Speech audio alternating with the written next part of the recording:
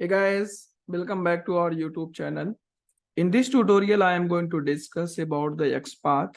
So I will show the XPath from the beginner as well as the advanced, like using functions and axes. So let's move. So what I will cover, so first I will go with the basic XPath. Then I will discuss XPath functions, and I will show also the examples on the web application, how we create these XPath. And then I will go with the then I will go with the XPath Axes. So in XPath basic, I will discuss XPath syntax, selecting nodes, selecting unknown nodes, selecting several XPath, absolute and relative XPath, parent and children, indexes, and I will show how we create a nested locators. If I look XPath syntax, so we need to start with the double slash, okay, then provide the tag name, HTML tag name, then in angular bracket there is a @, this is the attribute name, and then its value. So this expression we need to use, okay, in XPath. So but without using expression, this we can also do. This is not mandatory, right? So let's see how we do that. So here I open the facebook.com application. So if I want to create the locator of the email address or phone number, then let's see how we create XPath. Right click, go to the inspect, click on pointer here, go to the element, right click here, and here this is the input is tag which used to design this input field. So let's copy this. Okay, so now just press Control F and you will see here there is an input field. Here we can use to write the XPath. Okay, here this input field we can use to write XPath. So XPath start with double slash, then input tag. Okay, so let's mouse move again, inspect this here. So now here we have a lot multiple attribute, like this is the type, one of the attribute, class is attribute, name is attribute, ID is attribute, data test ID, similar type, placeholder, autofocus, area, label. We need to look in this input field which attribute help us to create the unique locator. Like if I look, so first preference we will give the ID or name if we are creating the XPath. Okay, so let's use now. I'm going to use the name. So name is attribute. So we need to use the @ and then attribute name equal to value and then close the bracket. Now you can see one of one. It means we found one element by using these locators. So it means this locator uniquely identify the email address or phone number input field. Okay, so in this way we can create XPath. If I go here, you can see first is the HTML tag, then we have expression. This will become in the bracket. Within the bracket we have @. Basically this represent attribute. Except this, we can also use the XPath functions like text. Value of attribute we need to put here, and it should always be in single quote or double quote. In any quotes we can use. Double slash we are using here, it means it will look the locator within the HTML code in anywhere, right? So that's why we are using this. Next, there are two types of locator. One is the absolute XPath, second is the relative XPath. Absolute XPath are the path from root element to the targeted element without missing any elements in between. Absolute XPath start from by using single slash and indexes. Square brackets we are using index. Like you can see here, it starts single slash HTML body then slash div2, 2 is the index here, then div1 form input field. And relative XPath is that this XPath is specific to the target element. It uses expression to locate wave element in HTML document, like it use double slash to start, right? And then after that single slash along with other symbols, functions or accesses names, like this, double slash @ID file submit. Now let's see from the UI. Now if I want to create XPath, absolute XPath of this input field, so basically it start from the beginning from HTML tag, okay? And then under the HTML there is a body, so it will HTML, go to the body, and then next div2, and then this is the child, right? So this path, each and every element, it will go up to the input field. So here we can right click and also copy the absolute XPath. There is a copy full XPath. I copied. Let me show you in the notepad. So this is the complete XPath, that is absolute XPath of this particular element, this input field.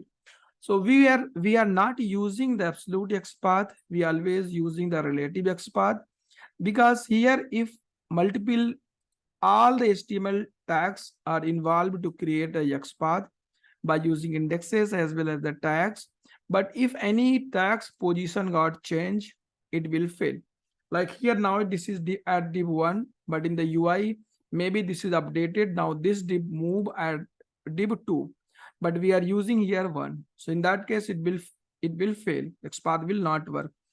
So any position of any div got changed, then in that case it will fail. So here we are using all the tags between the input as well as the HTML tags. So there is a much chances these divs position got changed during the update or implementation of the new feature in the application. If I look relative XPath, we can also copy from here, copy XPath.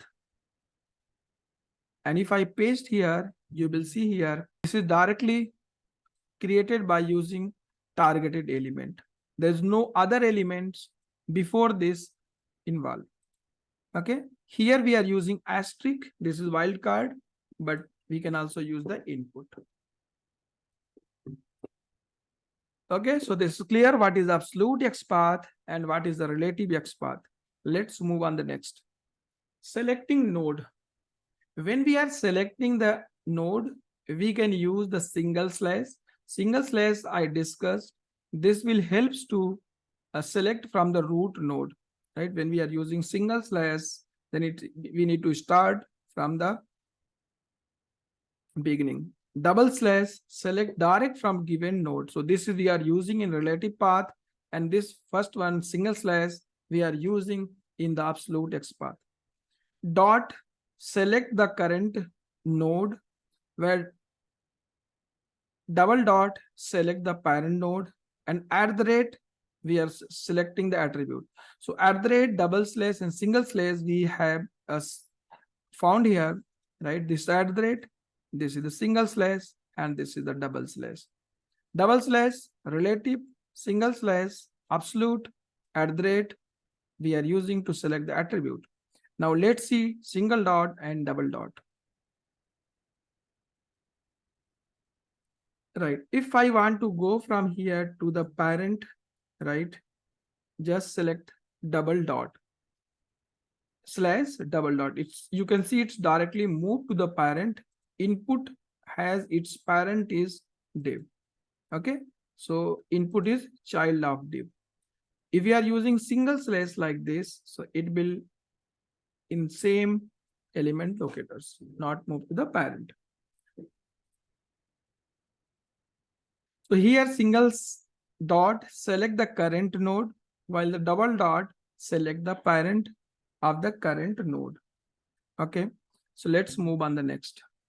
Selecting unknown nodes.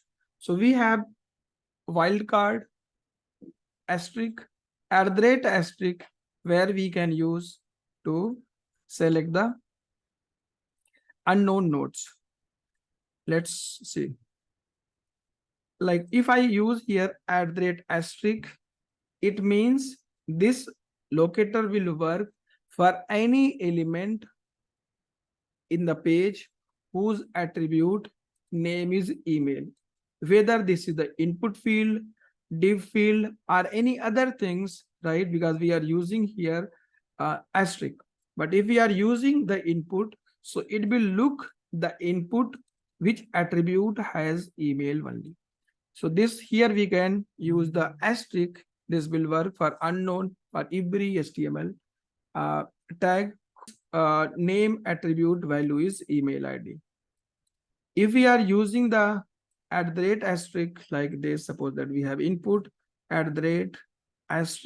So this is again wildcard. Okay, this will apply for the input if it has only one attribute. So this is applied for the input which has at least one attribute. So total we have 6, 1 of 6, right? So we can use the asterisk, we can use @* for the attribute. So generally we are not using this much because this will not help to create the unique locators, right? So let's move on the next.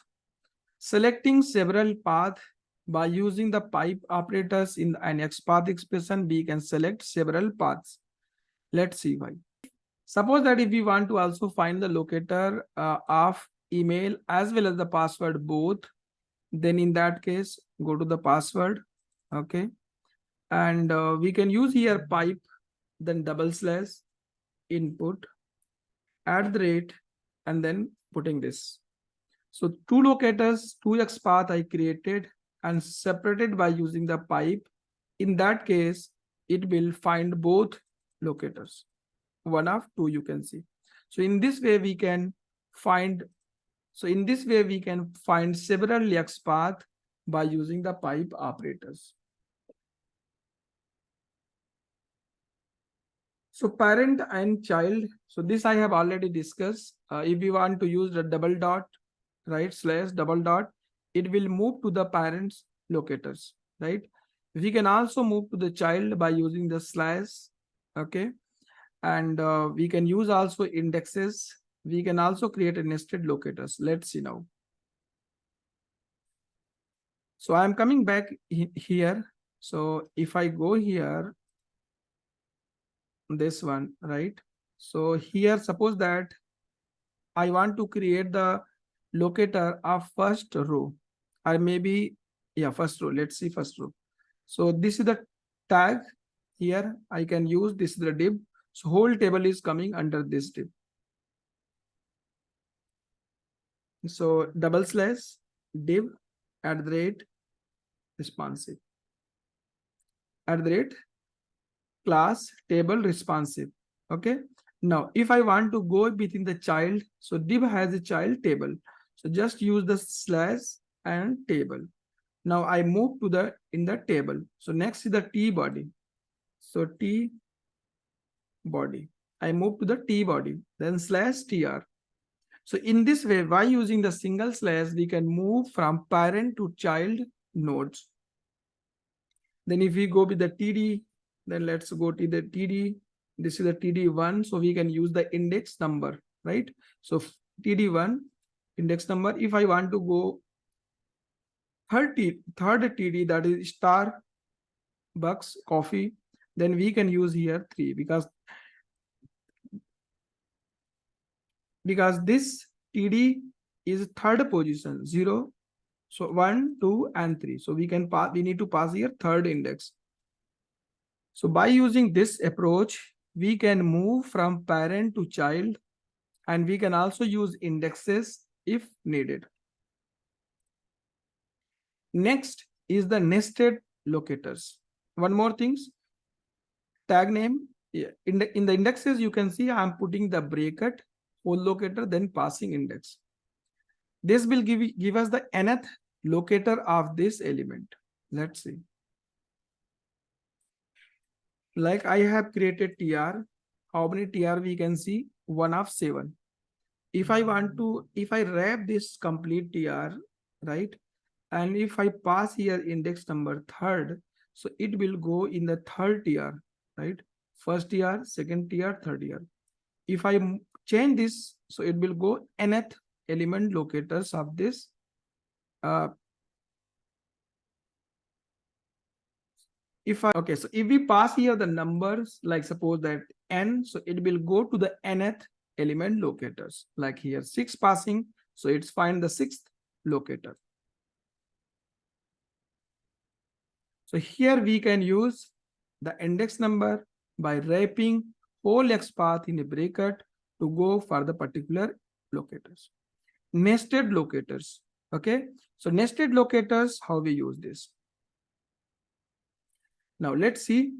Suppose that I want to find the Starbucks coffee price value, right? So now its position is first, but maybe it will go at any particular row, right? Because its position will not fix in the table.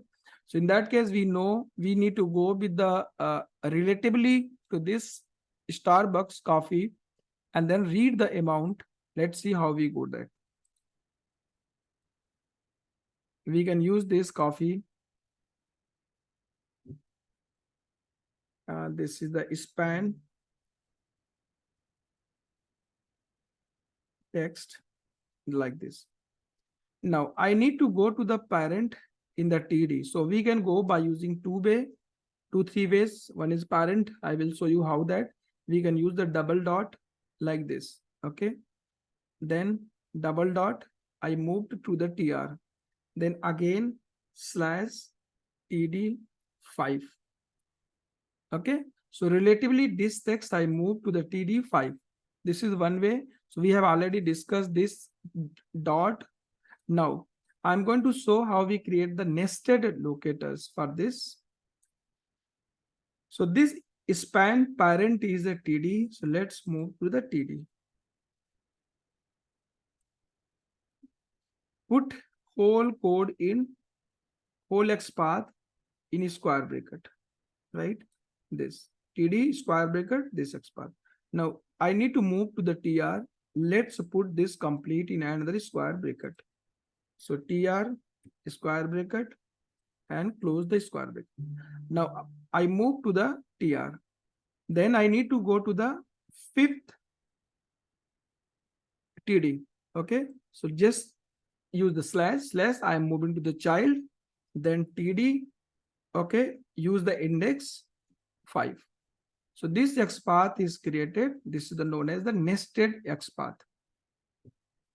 Okay, so now if we want to go directly from this span to the TR, then we can remove this TD and square bracket. Okay, then use the double slash here, and one more square bracket I need to remove from here because that was itself. So this complete, this is the XPath. Okay, and this XPath I directly put under the TR. So it will skip this TD and directly jump to the TR. And now you can see it's find TR and 5th position. So in this way, we can also create a nested XPath where we can skip the tags between the parent as well as the child. So in this way, we can also create the XPath, right, where we can skip the some HTML nodes from the XPath to the top level nodes, right?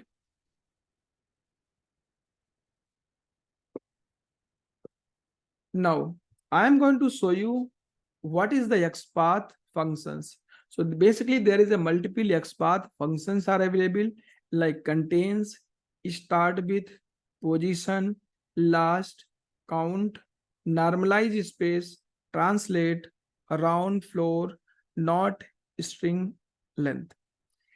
Similar type the start with, there is one more methods that is known as the ends with, but ends with work only with the XPath 2, not XPath 1 version. Okay, most of the browsers we are using that is using XPath 1. Similar type we have lowercase function, other functions which works only with the 2.0. So I am focusing here the functions of XPath 1.0. So let's see how we use the contains method.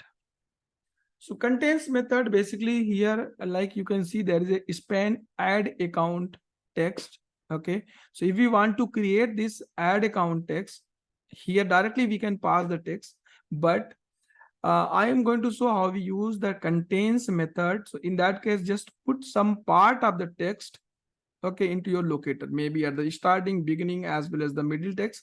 We can copy and put. So this is looks like span. Okay, so here I'm going to show you how we use the contains method. So contains method is basically a function, right, in the XPath, which we can use to pass the text or attribute as well. Okay, like here we want to check the locators of add account button, right? So here directly we can pass the whole strings add account button, but maybe sometime we notice we found some text are dynamic getting changed, like we have a message welcome to the username is getting changed every time.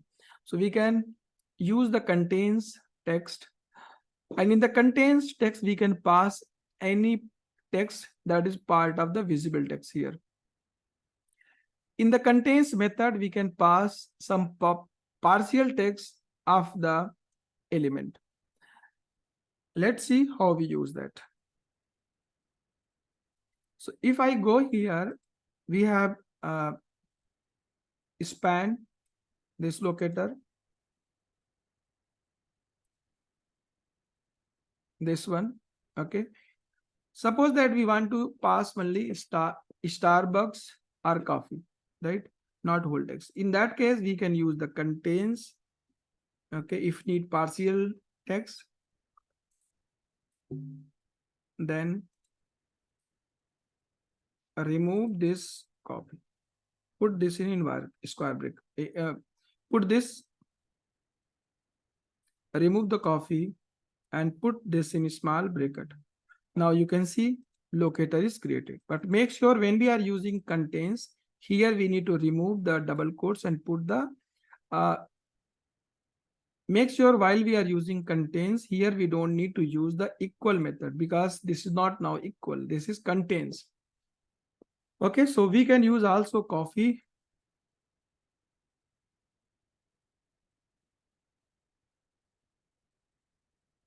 Okay, this one. So now it will find the locator which contains this coffee text. Okay, so in this way we can create locator by using contains method. Let's see how we use the attribute in that text. So this is the attribute placeholder. It has email or phone number, right? So let me use this. Yeah, I can create the locator by using placeholder, but if I use the contains here,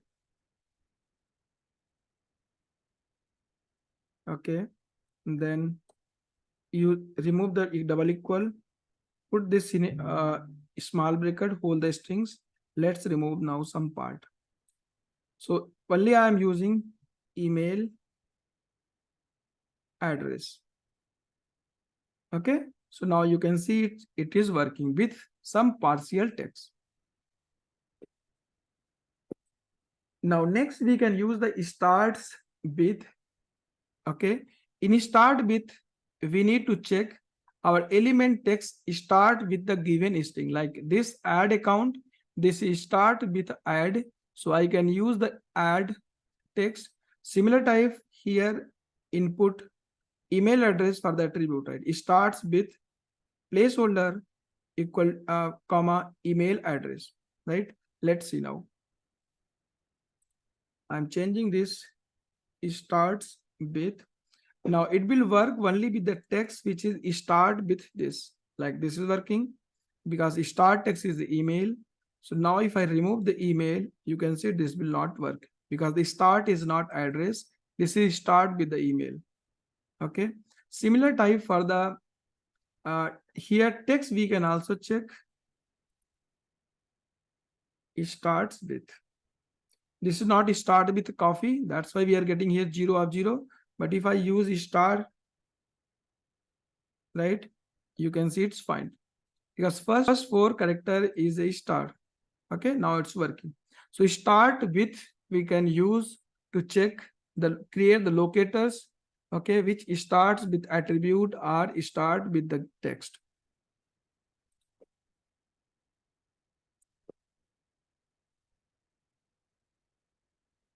Okay, so position, we can also use position function. Position function is similar type to the index we are using. But if we look the function, then this is the position equal to text. Okay, let's see how we create this. Like here we have suppose that T body.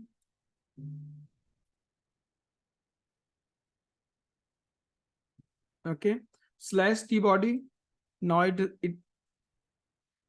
will represent to the this text. Okay, if I look here, there are multiple TRs are available, multiple rows are available, right?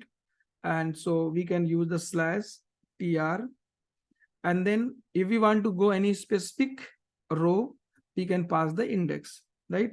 Similar type, if we look the function, we can pass function also, position equal to 3.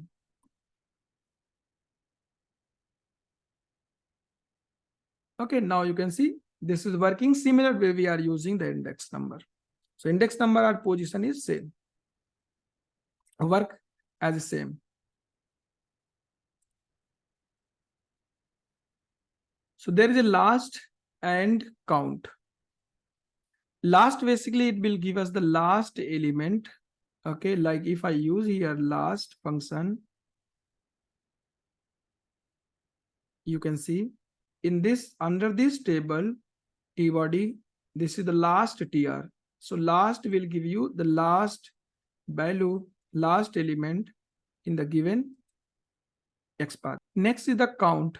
Count basically give you the counts, total counts, how many XPaths are available for the given expression, given XPath.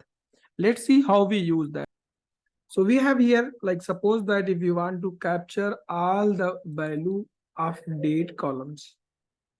Okay, so in that case here as of now date is a fixed, date column is fixed, that is at first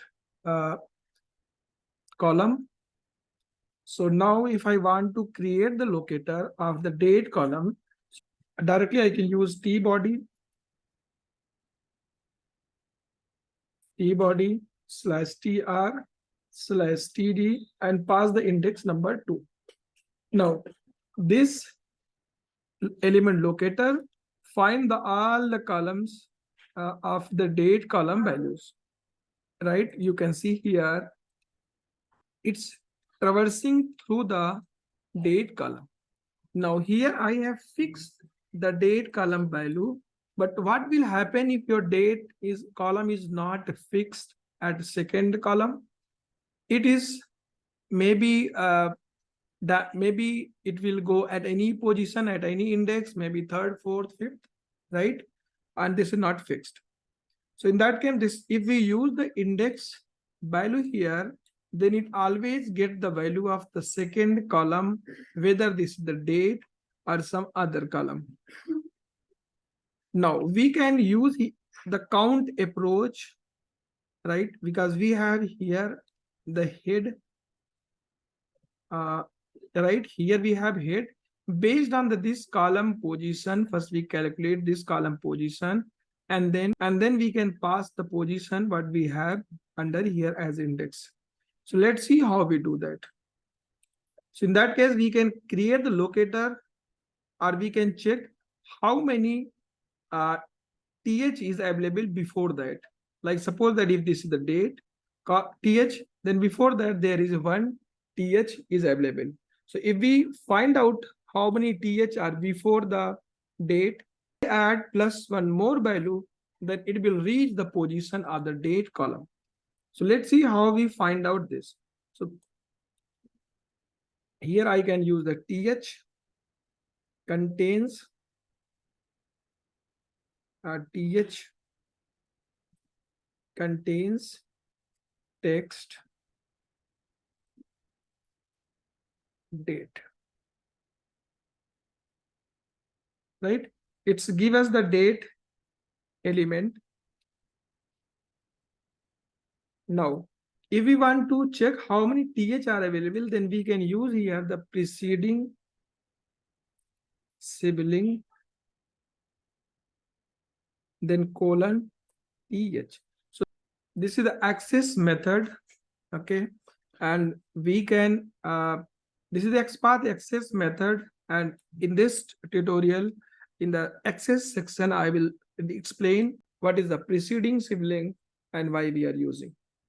But now you can understand by using this sibling, we can find out all the locators, all the sibling of this element locators, okay, which are up above to this element.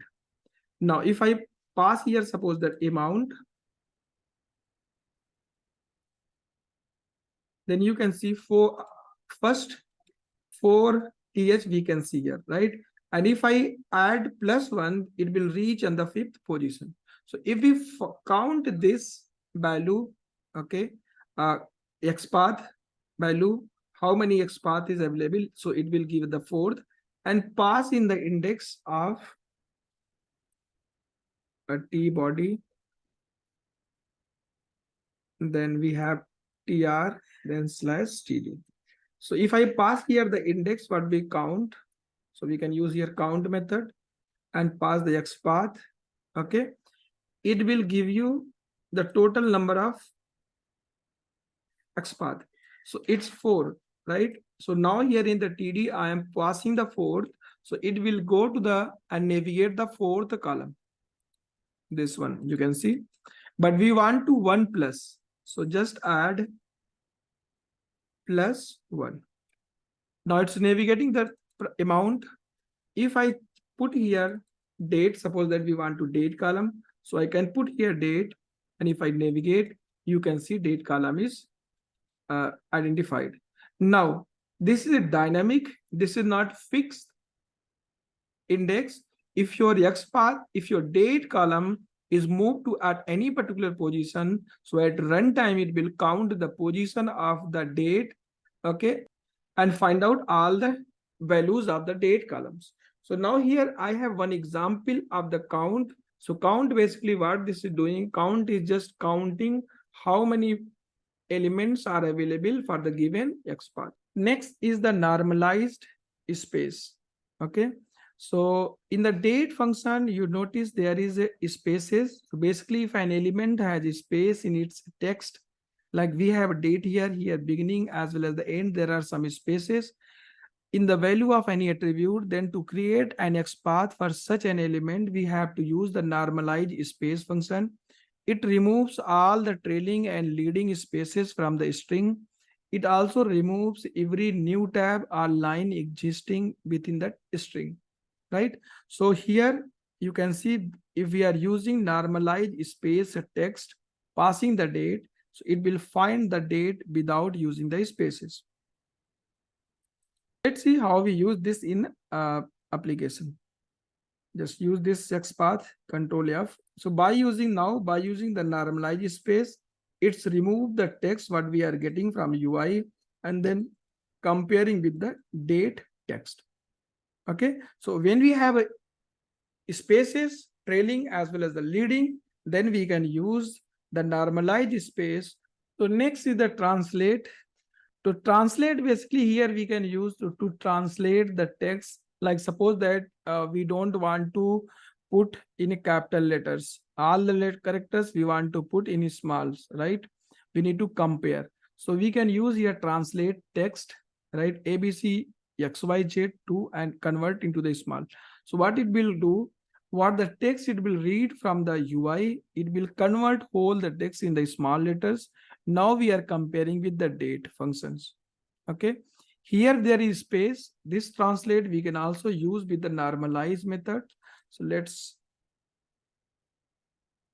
normalize methods. Let's see. So let's see how we use this.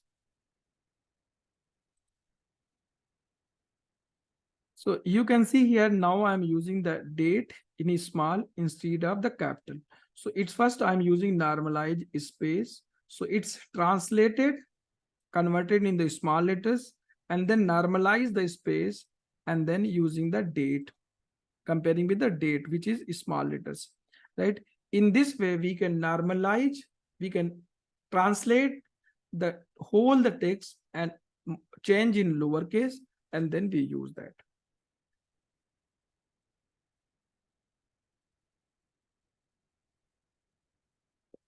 Next, we have round and floor. So in the round, basically, sometimes suppose that we were getting some value that is a float value that is getting changed. Like here, we have 8.8, right? So what we can do, we can use the round method, round function, pass the text here and compare this 8.8 with 9, because 8.8 become, if we round this, it's equal to the 9. So round value we are comparing to the 9, and it's giving the result.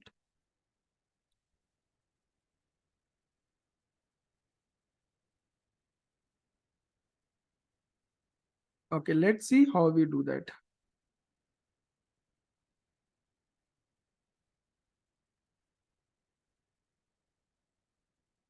This is the 8.8.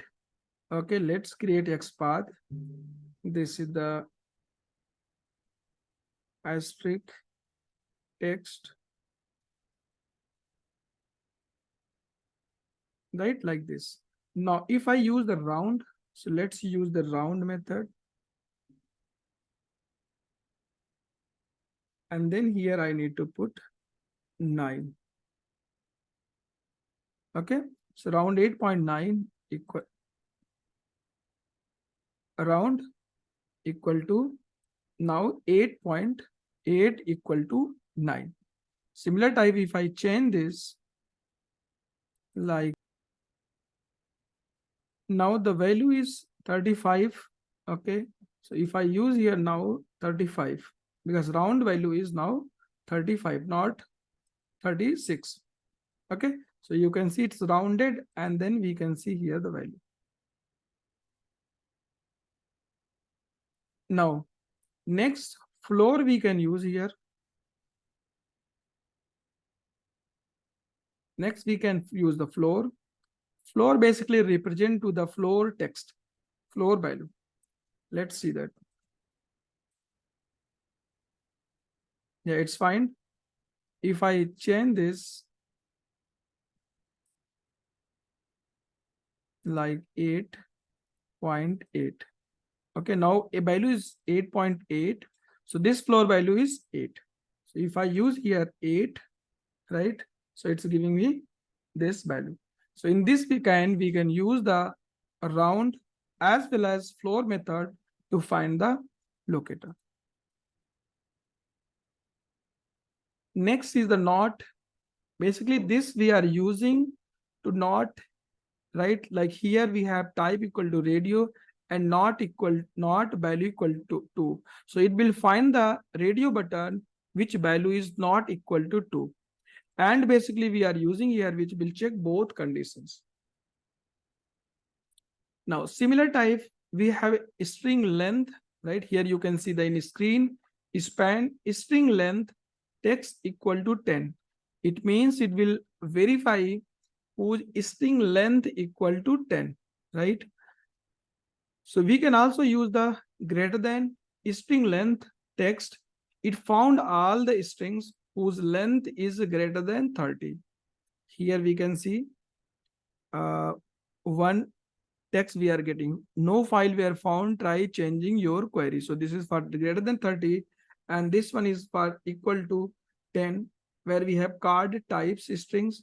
Similar type we can use the less than 4. So it will find all the strings whose value is less than 4.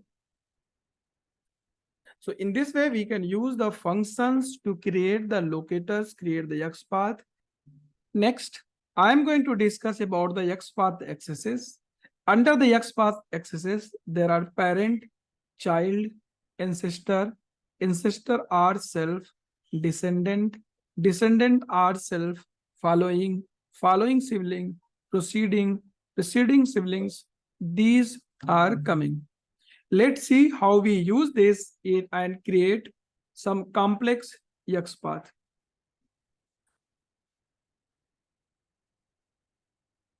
So first one is a parent. So we already know in the no. So we already know we can use the dot dot and go to the parent. But if we use the accesses, then here there is some options, right? There is a parent. By using this, we can move to the parent node. Like you can see in the screenshot, span text, Starbucks, coffee. This is the locator.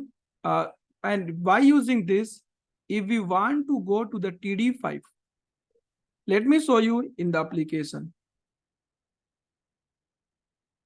Okay, we have here Starbucks. If by using the Starbucks, if we want to capture the corresponding amount, then how we do that? So let's see. So here first created the locator of the Starbucks, right? Then using the parent TD. Okay, so parent TD, it will go to the parent of this span TD, right? Then here TD, then if we want to go here in the TR, again we can use one more parent colon TR. Okay, it's reached here. Let's see. This is moved to here. Now, if I want to go to the fifth div like this one, because amount is coming here, then we can use slash TD 5, okay, then slash span. So in this way, we can create the locator, relative locators by using the parent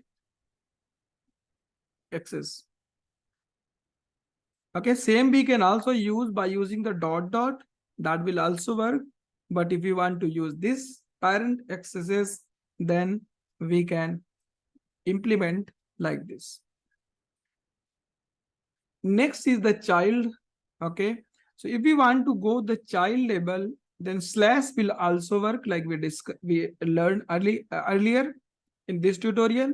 So just use the slash, it will go to the child. But if we want to use the child accesses, then we can use the double slash form, right? So form is, you can see here. Then we need to go to the div. So using the child, so it will find the child of this form. Okay, so then child, next is the div. Child double colon div, it will find that first child, right? Which one? Div. So div child, then again slash div and this input. So in this way, we can create the locator by using the child. So let's see. I use here T body. Okay, this one. This is the T body. Now, if I want to go in the TR, so we can use here slash child, okay, double colon TR. TR is the child. Which child we want to go, we can also pass the index number. So TR first child, then slash, I can use again child, then again colon TD. So which TD? Suppose that I want to go the fifth one, price one, then slash spend. So in this way, we can also move to the child element by using the child access. But yes, it added the extra code. Better we can use the slash directly to go to the child without using child like this. So this will also work. So I am using slash, okay, and nested locators to go to the parent label and slash go to the child label because it's not needed extra code in the XPath, and generally I am using this approach, not this parent and child access. But yes, there is an option we can implement while creating some complex locators, or sometime we need it. Next is the ancestor. Ancestor used to find the ancestor of the specific member at the specified layer. Okay, like here MailChimp services we have. If I use the ancestor table, then it will go to the table. Here I'm using the ancestor tr, right? This is span. This is the locator of the MailChimp services. I'm using ancestor colon tr, so it will go the first tr which is above of this locators. Let's see in the application. Copy and paste here. You can see I created the locator of the MailChimp services by using this. Okay, this one. And now I want to go to the tr, then we can use ancestor double colon tr. So it will find out the first tr which is just above to the MailChimp service.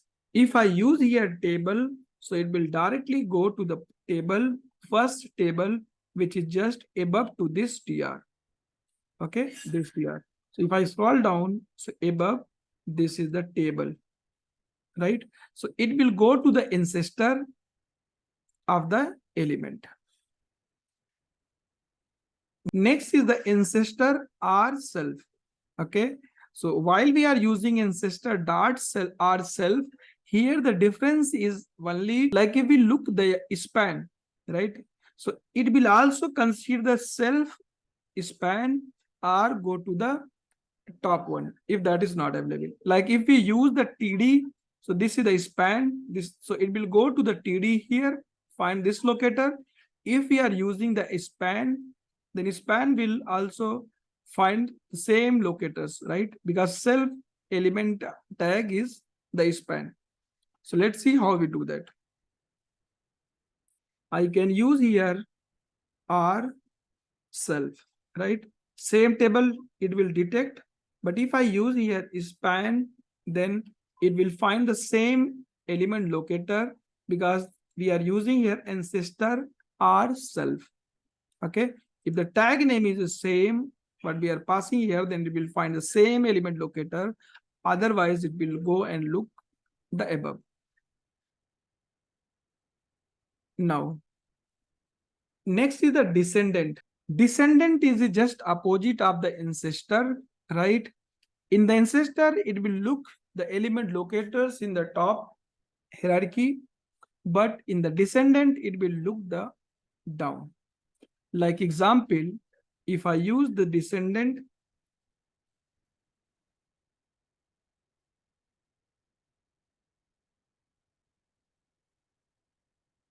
if we use the descendant and I am passing here TD, look here, so there is no descendant under this element. That's why we are not getting any element, any TD, because descendant will go to the down into the child label.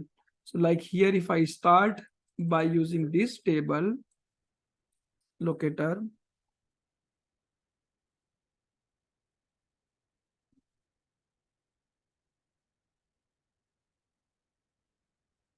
okay, now if I use here descendant, because it has some descendant, right?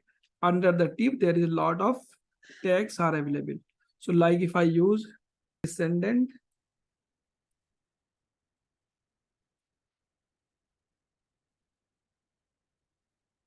and suppose that I'm using TD, so it will find all the TD which are just descendant in the element. Like 1 of 30 we are getting. Okay, if we use here TR, so it will go and look how many TR are available under this element locator. Okay, so now we can also use the here descendant R self. Okay, but here the difference, same thing. If we are using descendant, then it will look the self element also. Like if I pass here div, then it will find the same element, right? Because descendant are self, will consider the same element. So in this way, we can create the element locators by using the descendant approach. Okay, so based on this table, if I want to find the first locator by using the descendant, first locator of the TR, then just use this one. So it will give you the header locators. If you want to go the status, just use the TD TH1 first status value. Next is the following. Following generally we are using much. This function will return the immediate element of the particular component. Okay, let's see how we do that. Here, suppose that we have a table.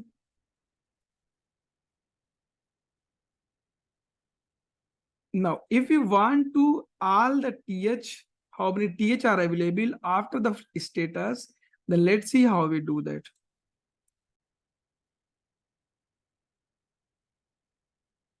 T head, then TR,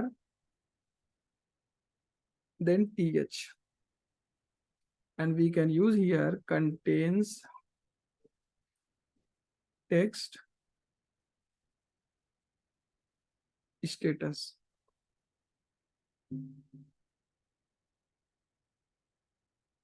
Okay, contains text status.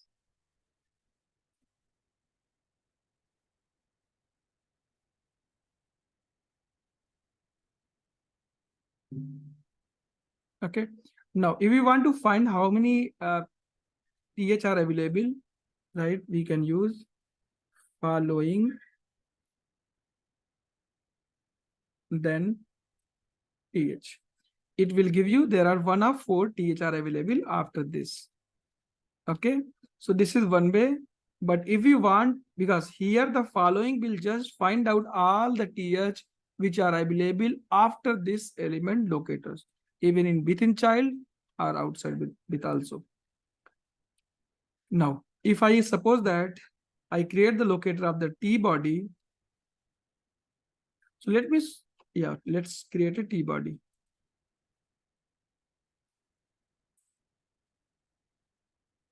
T body slash TR slash TD1.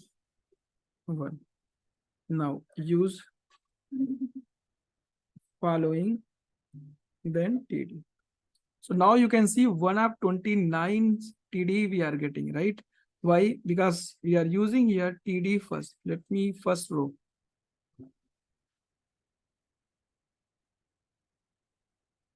First row. So this is the first row, right? After this first row, how many TD are available?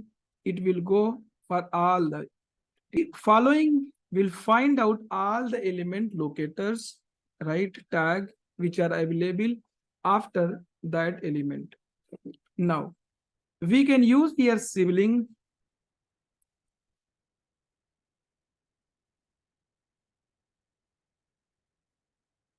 Okay, in that case it will find the locator only which is sibling of the same element.